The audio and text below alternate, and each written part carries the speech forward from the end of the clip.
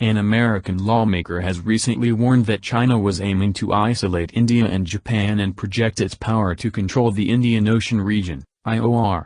He also said that Beijing is targeting Taiwan, which it claims to be its own part, by planning to turn it into a major nuclear and conventional military base.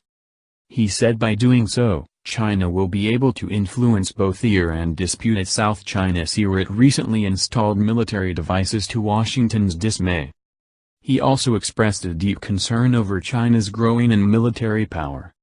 This observation has its share of shortcomings and shows a sense of desperation in the ranks of the U.S. at a time when Washington is turning increasingly isolationist in world affairs, thanks to the bizarre foreign policy conduct of U.S. President Donald Trump. There is very little reason to feel convinced that China is working overtime to isolate India and Japan. It is true that the Chinese plan and work clandestinely and it is very difficult to assess their policies immediately, but yet, to expect that China will open too many war fronts at a time when the US's own policy blunders is opening up avenues for Beijing across the globe is a flawed understanding.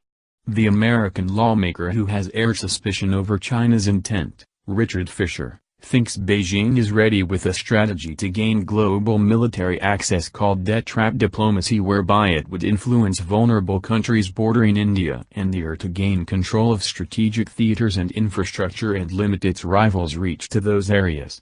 He also mentioned about China's influence in Djibouti, where it opened its first overseas military base last year, saying it was restricting the US's military access there. The idea of China's debt trap diplomacy might not be entirely wrong, but at the same time, factors like protectionism, which none other than the US is promoting at the moment, pushing nations, sometimes even its allies, to a position of disadvantage, will ensure that not all sides view China as an enemy. Recently, we saw Indian Prime Minister Narendra Modi meeting Chinese President Xi Jinping over an informal summit in Wuhan, and also a trilateral meeting between the top leaders of China, Japan and South Korea in Tokyo, where among other things, trade was discussed. The US's stubborn stance to safeguard its own economic interests, even if that hurts others, has helped China to find more friends, because there is a common concern now among various world economies, and they would now promote free trade by inching closer to each other.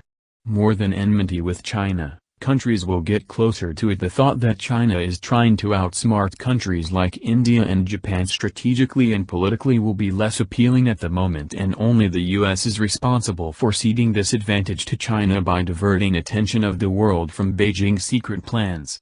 And as long as Trump continues with his administration's suicidal policies, a common lawmaker's words will not make much difference. If China is doing everything it can to emerge as a global alternative to the US, then the latter also needs to come up with a better plan to outsmart Beijing. Instead, it is leading to a mess through kicking off a trade war and making dubious foreign policy moves, Iran deal, Jerusalem or North Korea, that only sees China getting an opening to raise its stature and finding more friends, economically and politically, as countries are feeling it is safer to mend fences with a solid China than expect cooperation from an unpredictable US.